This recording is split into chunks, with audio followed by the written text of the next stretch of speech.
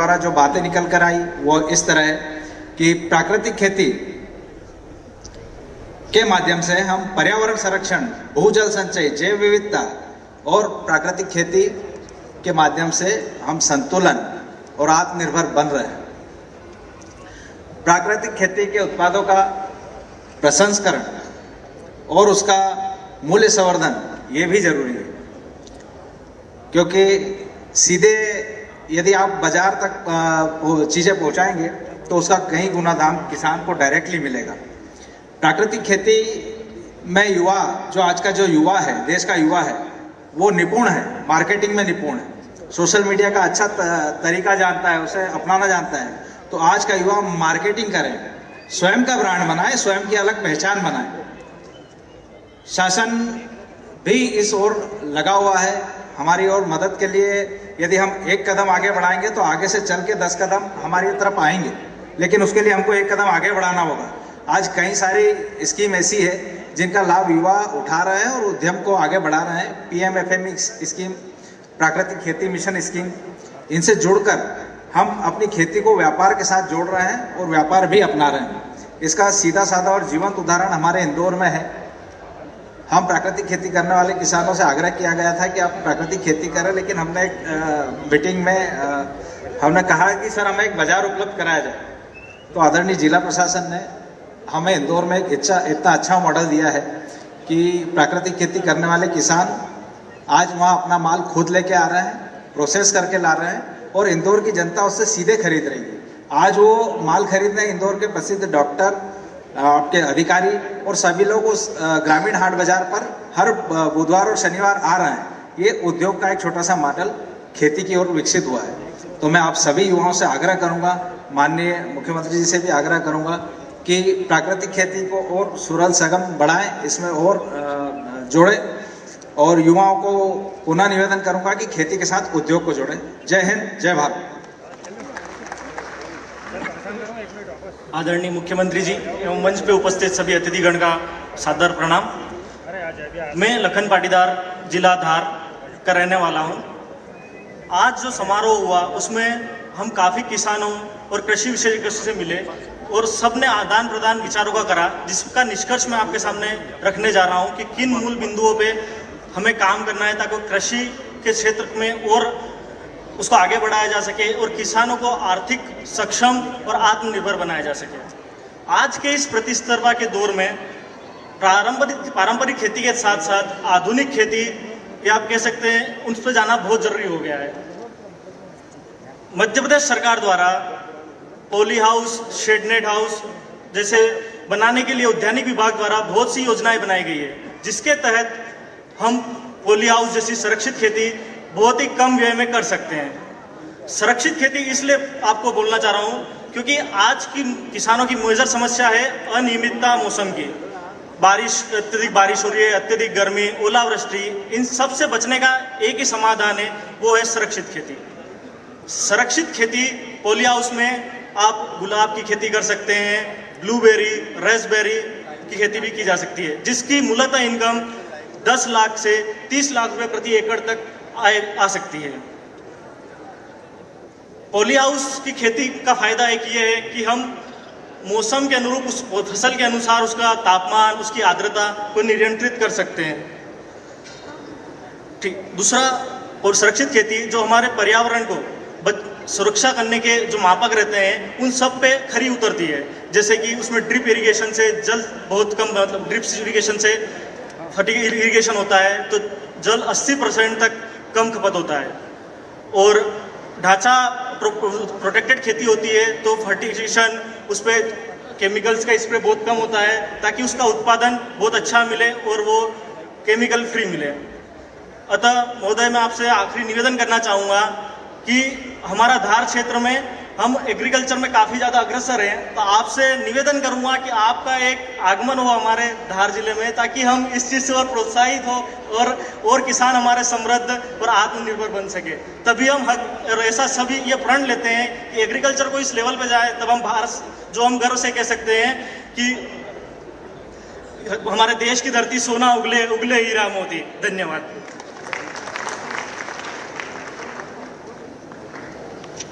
एक बार जोरदार तालियां हो जाएं। ये वे युवा हैं जो आईआईटी छोड़कर किसानी कर रहे हैं, तो जोरदार तालियों के साथ हम अभिनंदन करते हैं हमारे युवा साथियों का। और अब मंच पर आमंत्रित करते हैं जन अभियान संस्कृति एवं पर्यटन का संकल्प पत्र प्रस्तुत करने के लिए प्रदीप सांकले जी को कृपया मंच पर पधारें, और सुश्री पूनम कुशवाहा जी को आमंत्रित करते हैं। तो तालियां जोरदार बजनी चाहिए। ये आप ही के विचार हैं जो ये युवा साथी इस मंच के माध्यम से माननीय मुख्यमंत्री जी को प्रस्तुत कर रहे हैं।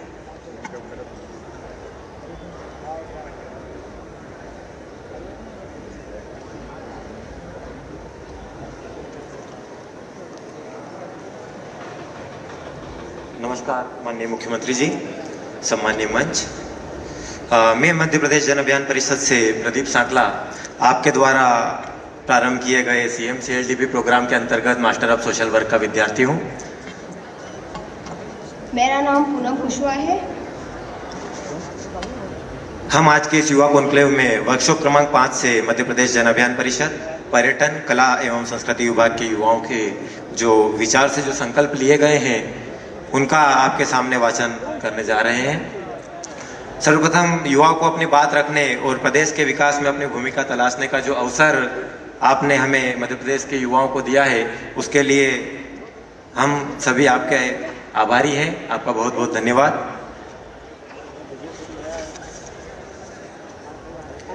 सर्वप्रथम मध्य प्रदेश जन अभियान परिषद के युवाओं के द्वारा जो विचार करने के पश्चात संकल्प लिए गए हैं, उसमें सबसे पहले युवा नेतृत्व। हम सभी युवा संकल्प लेते हैं कि विकसित भारत 2047 के लक्ष्य प्राप्ति के लिए पारदर्शी तथा मूल्य आधारित नेतृत्व द्वारा सामुदायिक सहभागिता के लिए माध्यम से युवाओं को प्रेरित करेंगे।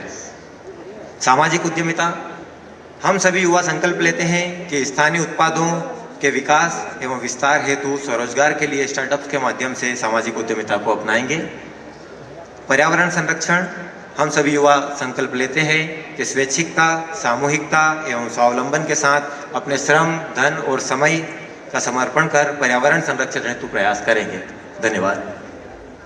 पर्यटन संकल्प। हम सभी युवा संकल्प लेते हैं कि अतिथि देवो भव की भावना से स्थानीय परंपरा एवं सांस्कृतिक धार्मिक महत्व के पर्यटन स्थलों के विकास व पर्यटन आधारित स्वरोजगार के अवसरों से सृजन में सहभागी सहयोगी बनेंगे। संस्कृति कला संकल्प।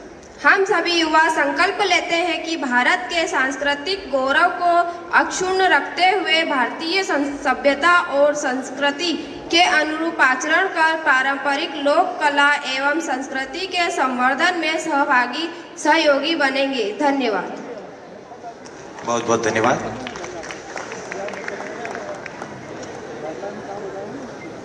धन्यवाद हमारे सभी युवा साथियों को। और अब यही युवा साथी माननीय मुख्यमंत्री जी को संकल्प पत्र का प्रारूप सौंपेंगे। मैं निवेदन करती हूँ हमारे युवा साथी जो मंच पर उपस्थित हैं, डॉक्टर महक भंडारी, सुश्री अमी कमानी, साथ ही में जितेंद्र जी, लखन जी और जितने भी प्रतिनिधि युवा प्रतिनिधि हमारे साथ मंच पर हैं, कृपया आगे की तरफ आएं और ये संकल्प पत्र संपूर्ण युवा शक्ति की ओर से माननीय मुख्यमंत्री जी को प्रदान करने का कष्ट करें। और आपकी तालियां साथ ही बनना चाहिए इन महत्वपूर्ण अवसर के, क्योंकि ये संकल्प पत्र में आप सभी के विचार हैं, क्योंकि हर क्षेत्र में युवा आगे बढ़े, सशक्त बने और निरंतर माननीय मुख्यमंत्री जी हर युवा के सपनों को पूर्ण करने के लिए, अवसरों के मध्य प्रदेश को निर्माण करने के लिए दृढ़ संकल्पित है। और इसी सोच के साथ ये ड्राफ्ट, ये संकल्प पत्र का प्रारूप सौंपा जा रहा है माननीय मुख्यमंत्री जी को।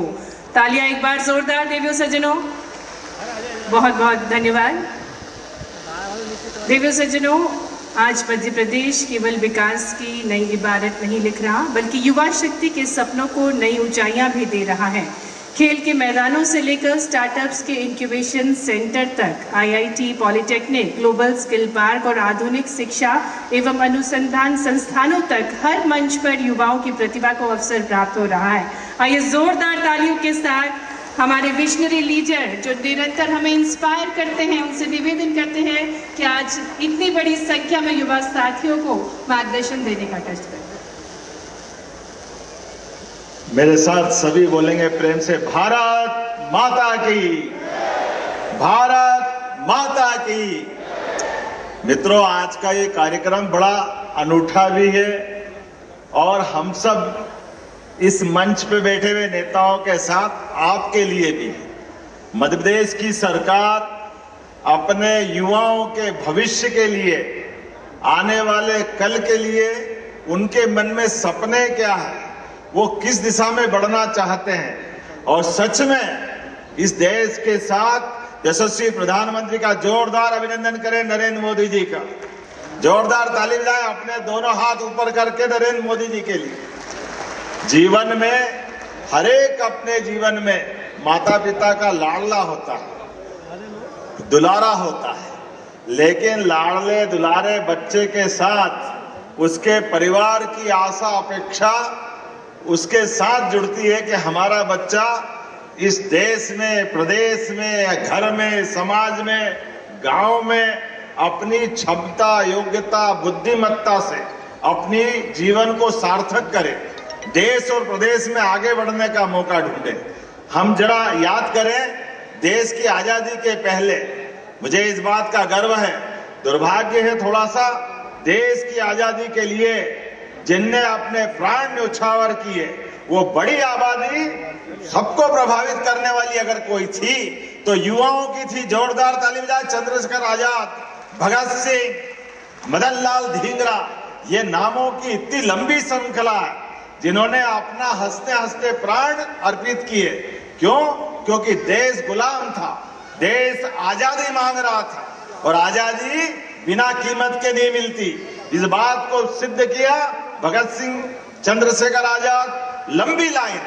आप बताओ, अंग्रेजों ने अपने देश के नागरिकों को जलियांवाला कांड में भीड़ के अंदर निहत्थे नागरिक बैठे और उनको बंदूक की गोलियों से इस प्रकार से बरबर मारा कि जैसे कोई जानवर को भी नहीं मारता।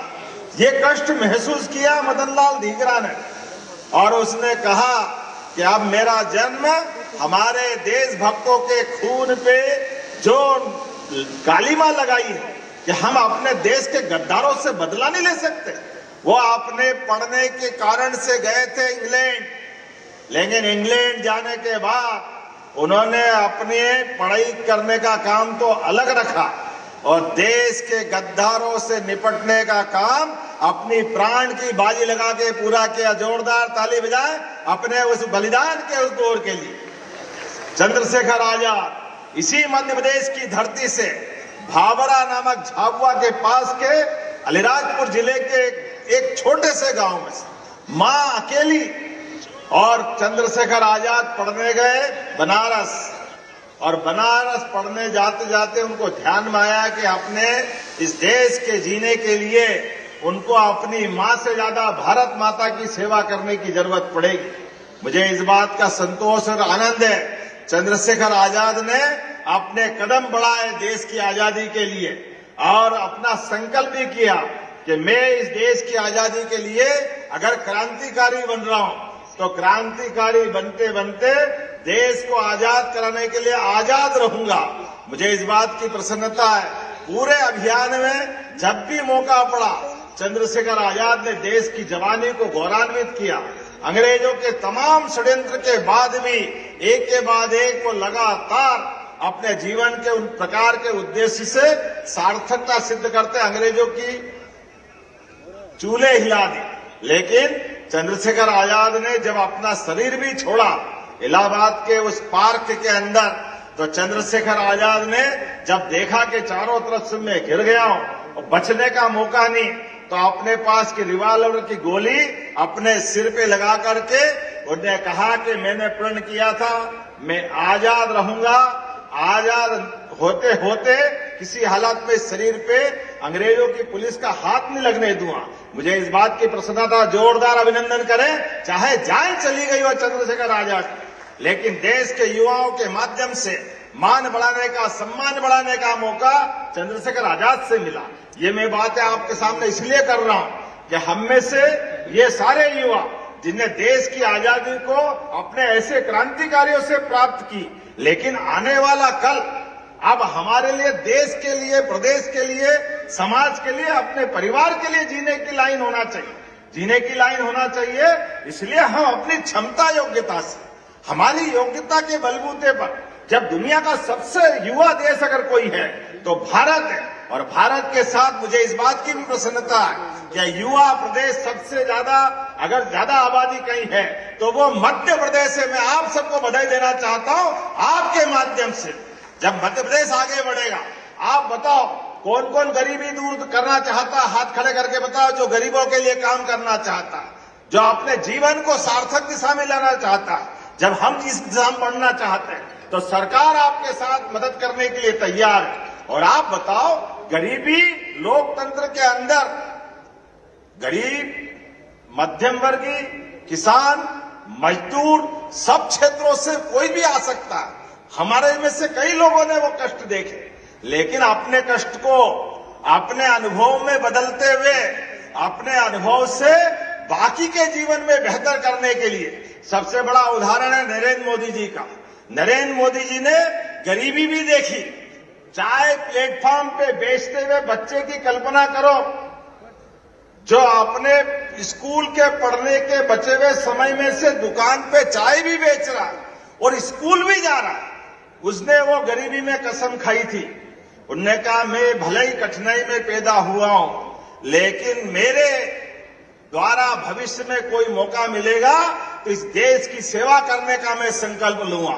आप अंदाज लगा लो, वो गरीबी से निकले हुए नरेंद्र मोदी, जिन्हें आप एक उदाहरण देखो, अपने अनुभव के बलबूते पर 2 प्रधानमंत्री अभी अपने देश के सामने 20 साल के अंदर हुए। एक प्रधानमंत्री हुए नरेंद्र मोदी और एक प्रधानमंत्री मनमोहन सिंह। अब मनमोहन सिंह की डिग्री कैसी है? वो गवर्नर रिजर्व बैंक के, वित्त मंत्री, 2 बार प्रधानमंत्री, लेकिन गरीबी का दर्द उनको नहीं था। तो कितनी बड़ी गलती हुई। जिस बात को राजीव गांधी जी ने आज से 40 साल पहले कहा था, मैं 1 रुपया भेजता हूं, लेकिन ये नीचे जनता तक पहुंचते पहुंचते केवल 15 पैसे रह जाते हैं। ये कौन कह रहे हैं? ये प्रधानमंत्री उस समय के कह रहे हैं। मुझे इस बात की प्रशंसा करना पड़ेगी मोदी जी की। मोदी जी के पास इतनी बड़ी डिग्री नहीं, वो गवर्नर भी नहीं रहे, वो वित्त मंत्री भी नहीं रहे। सौभाग्य से वो पहला चुनाव लड़े तो मुख्यमंत्री, दूसरा चुनाव लड़े तो फिर मुख्यमंत्री, तीसरा चुनाव लड़े तो फिर मुख्यमंत्री, चौथा चुनाव लड़े तो प्रधानमंत्री। ऐसे में लेकिन उनको वो दर्द मालूम था। चुनाव लड़ना, मुख्यमंत्री बनना, प्रधानमंत्री बनना, ये अलग बात थी। लेकिन जैसे ही वो प्रधानमंत्री बने और उन्होंने कहा, मेरे 140 करोड़ देशवासियों में से अगर 100 करोड़ लोग सरकारी योजनाओं का लाभ लेने की इच्छा रखते हैं तो उनका पैसा, वो जो सरकार 1 रुपया देती, वो 1 रुपया उनके खाते में क्यों नहीं पहुंचना चाहिए? इसलिए 0 बैलेंस में अकाउंट खुलवाया। जोरदार अभिनंदन करो। ये है नरेंद्र मोदी जी का, जिसके कारण से प्रधानमंत्री सड़क का मामला हो, मनरेगा की मजदूरी का मामला हो, प्रधानमंत्री आवास का मामला हो, जो पैसे दिल्ली से जाते, आप बताओ, एक वित्त मंत्री को मालूम नहीं कि 0 बैलेंस पे अकाउंट खुलता, बगैर पैसे का बैंक का खाता खुलता।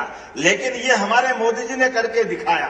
ये आपके माध्यम से इस बात की प्रेरणा भी आ रही है। मुझे इस बात की प्रसन्नता है। आज अपने इस केवल 2-4 बातें आपके सामने करूंगा कि हमारी सरकार बनने के समय केवल आपको मैं ये सारे बातें इसलिए कर रहा हूं कि यहां बैठे हुए सारे लोग क्रमशः हायर सेकेंडरी पास करने के बाद अपने कॉलेज जीवन में अलग अलग प्रकार की कोर्स की डिग्री करने के लिए अपने अपने जीवन का महत्वपूर्ण समय गुजार रहे हैं। ऐसे में आपकी इस डिग्री के बलबूते पर आपके परिवार में भी आशा के केंद्र हो, आपसे प्रदेश भी आज आपको मौका दे रहा है। तो आपके माध्यम से अपनी योजनाओं के बलबूते पर इस प्रदेश का युवा आगे क्या भूमिका अदा कर सकता है।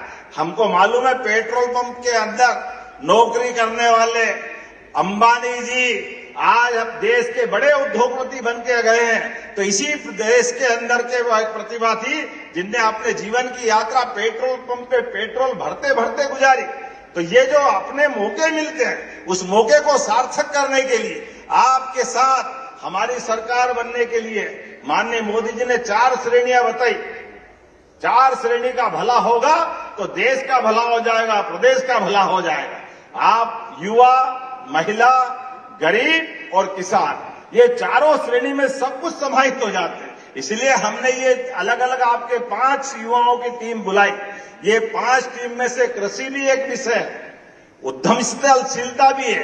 एक बहन ने अपनी इंडस्ट्री को स्टार्टअप के माध्यम से बढ़ाने की बात कही, एक ने कहा कल्चर और टूरिज्म के माध्यम से। अब आप अंदाज लगा लो, केवल आपकी जानकारी के लिए बताना चाहेंगे, अकेले ये बाबा महाकाल का मंदिर हमारे सबके बगल में कौन कौन गया महाकाल मंदिर? हाथ खड़े करके बताओ, गए कि नहीं गए? आप अंदाज लगा लो, ये महाकाल मंदिर 10-20 साल में बना है क्या? बताओ, 10-20 साल में बना है क्या?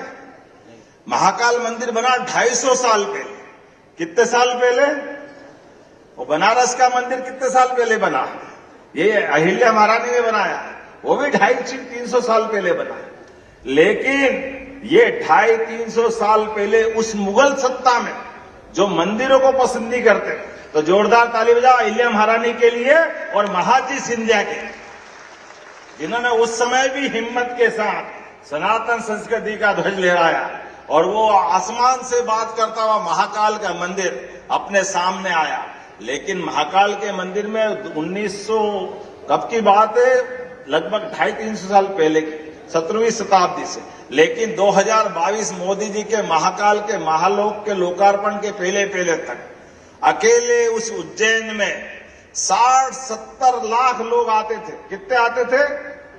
60-70 लाख। और आज 2026 भी आधा ही चल रहा है, लेकिन केवल 3.5 साल के अंदर आज स्थिति बन गई 8.5 करोड़ लोग आ रहे हैं। जोरदार ताली बजाओ। ये कितने प्रकार से लोगों को रोजगार दे, वही महाकाल मंदिर है। लेकिन महाकाल का महालोक बनाकर बाबा महाकाल की तो सब आस्था के साथ दर्शन पूजा की इच्छा रखते हैं, लेकिन महाकाल के परिवार में कौन कौन है? गणेश जी महाराज, पार्वती मैया, कार्तिकेय, उनके जीवन की सब लीला। जैसे एक लीला हमको मालूम है कि जब शंकर भगवान को गुस्सा आता तो तांडव नृत्य करते हैं, लेकिन उनके जीवन में केवल तांडव नृत्य नहीं, जब आनंद में डूबते तो वो आनंद नृत्य भी किया। ऐसी सारी जीवन की सब घटनाएं जोड़ करके उस बाबा महाकाल के महालोक के अंदर वो सारी प्रतिमाओं को संयोजन किया गया।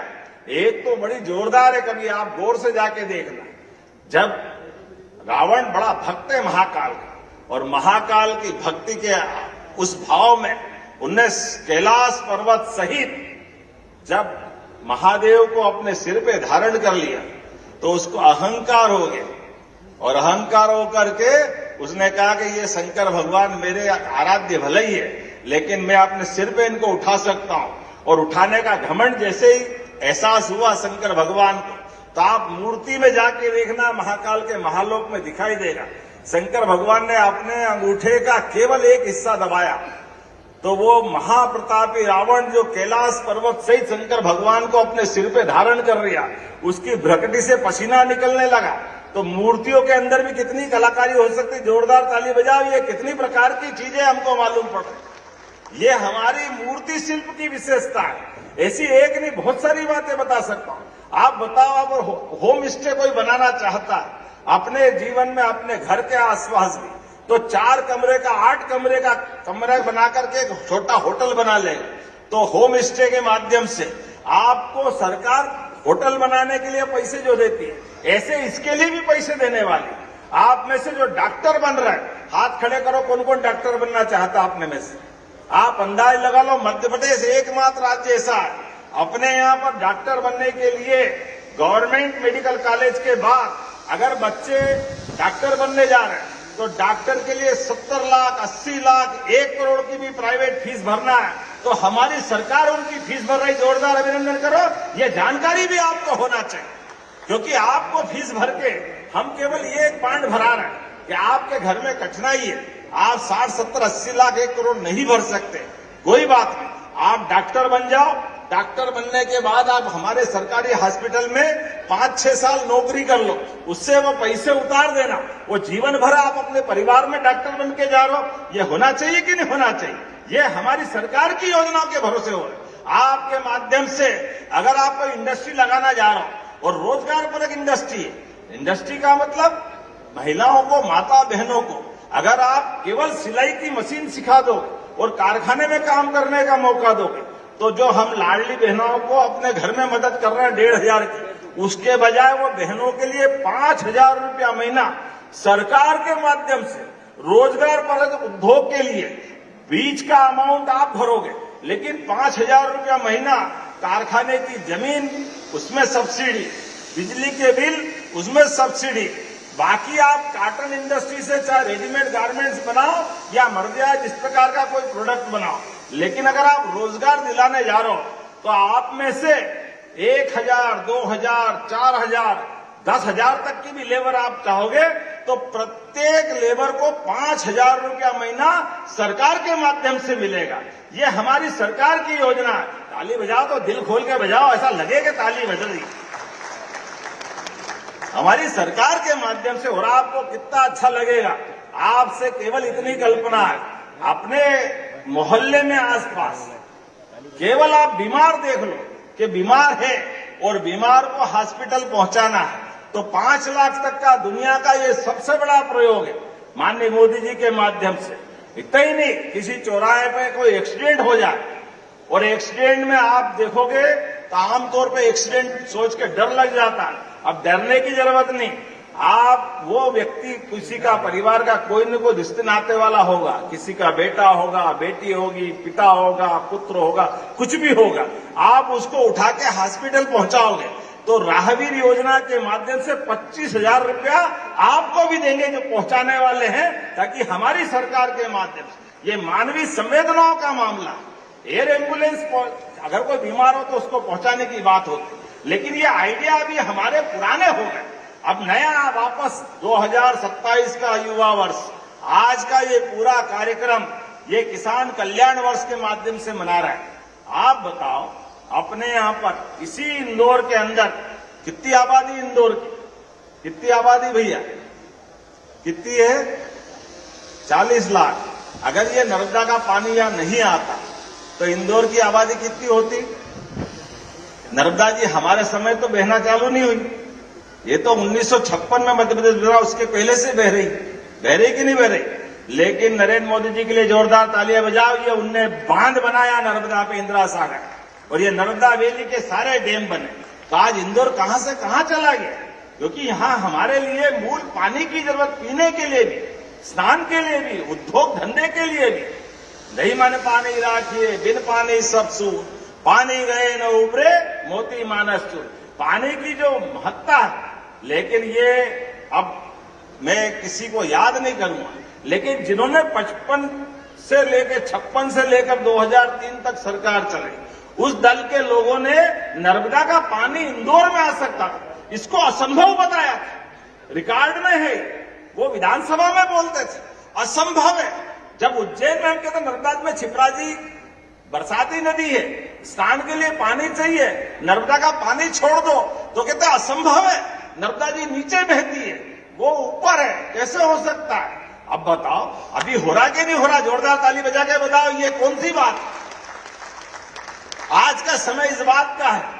अरे ये सारी चीजों को लेके तो भारत अब दुनिया के सामने आगे जा रहा है। ऐसे में दुनिया का सबसे युवा देश भारत है, तो हमने कहा कि इस साल का किसान कल्याण वर्ष होते होते हम बुंदेलखंड की भी कठिनाई दूर करने के लिए मोदी जी के आशीर्वाद से केन बेतवा नदी जोड़ो अभियान और पार्वती काली सिंह चंबल राजस्थान के साथ जोड़ करके एक नदी जोड़ो अभियान, उस पर भी काम कर रहे हैं। और आने वाले समय में युवा मित्रों के माध्यम से आज ये शुरुआत हो रही 2027 की। ये साल तो किसान कल्याण वर्ष मना रहे हैं, लेकिन आने वाले समय में हम और आगे बढ़ते हुए युवाओं के सुझावों के बलबूते पर युवाओं को सरकार की योजनाओं के साथ जोड़ करके प्रदेश को बेहतरी के लिए और आगे बढ़ाने के लिए आज की ये मीटिंग की। मुझे इस बात का आनंद भी है, लेकिन थोड़ा सा मेरे मन में कष्ट भी है। हमारे युवा मित्र ने भी सुझाव देते देते कागज पढ़ना चालू करा तो थोड़ा सा दिक्कत हो गई, क्योंकि हमारे सबकी आदत कैसी है, ये भाषण देने का काम नेताओं का, तो युवा जरा ध्यान नहीं देते हैं। तो ये आगे से आपका कार्यक्रम था, जोरदार ताली बजाओ जिनने जिनने हिम्मत करी। पहली बार माइक पे बोलने का काम भी आया, लेकिन माइक पे बोलते बोलते हमारा आपका ये कार्यक्रम, ये आपके भविष्य का कार्यक्रम। आमतौर पर सरकारी योजनाओं के साथ केवल हितग्राहियों को लेकर चलना ये क्यों जरूरी होना चाहिए, युवाओं के साथ भविष्य में उनकी सहभागिता भी होना चाहिए। अपने लोकतंत्र की एक कमजोरी भी, लेकिन लोकतंत्र के अंदर भी नई परिपाटी मोदी जी के माध्यम से ला रहे हैं। चुनाव हो गया, एक बार बटन दबाया, जिसकी सरकार बन गई, अगले 5 साल बाद देखेंगे, फिर वो जो मर्जी आए करे। हमने कहा ऐसा नहीं, चुनाव तो हो गया, सरकार भी बन गई, लेकिन सरकार जनता के मन के साथ चलना चाहिए, जनता की बेहतरी के लिए चलना चाहिए। इसलिए अलग अलग श्रेणी में एक वर्ष पूरे साल हम काम बना रहे हैं। इसीलिए आपके साथ बैठ करके ये संवाद का कार्यक्रम है, और संवाद से युवा भविष्य में 2027 में इस प्रदेश की दिशा तय करेंगे। इसी भाव के लिए जोरदार ताली बजाए इस मंच के लिए भी और इन व्यवस्थाओं के आयोजकों के लिए भी, जिनके कारण से आपका कीमती समय आज इस सभागार में गुजरा। मुझे इस बात की प्रसन्नता है, इस देश पे खासकर अहिल्या महारानी की नगरी से और हमारे पास के नगर विक्रमादित्य की नगरी तक और रानी दुर्गावती जबलपुर से लगा करके उधर तात्या टोपे की नगरी तक, टंटिया मामा जैसा व्यक्ति अपने झाबुआ अलीराजपुर क्षेत्र के अंदर अंग्रेजों से लड़ाई लड़ता, इस देश की गौरवशाली उस विरासत को आगे बढ़ाने के लिए, जिसके भरोसे से भारत के लोग अपने लिए नहीं जीते, भारत के लोग दुनिया में मानवता के लिए जीवन जीते। इसलिए समूची वसुधा को कुटुंब के नाते से मानते। इसलिए जब पूरा कुटुंब पूरा पृथ्वी है, तो भारत की अच्छाइयों को दुनिया में आगे ले जाने के लिए मैं युवाओं से आह्वान करता हूं, आओ और हम सब आगे बढ़े, निश्चित रूप से ताकत के साथ खड़े हो और भविष्य में मध्य प्रदेश को भी आगे बढ़ाए, देश को भी आगे बढ़ाए। बहुत बहुत धन्यवाद। भारत माता की। बहुत बहुत धन्यवाद माननीय मुख्यमंत्री जी। सबका साथ सबका विकास जो आपकी सोच है, और साथ ही में युवा साथियों के विचार को साझा करके उनके लिए अवसरों का मध्य प्रदेश बनाने के लिए बहुत बहुत धन्यवाद। और अब आभार प्रस्तुतिकरण के लिए हमारे बीच यूथ आइकॉन के रूप में श्री अनुभव दुबे जी हैं, उनको मैं आमंत्रित करती हूं, जो कि को फाउंडर हैं CSB के।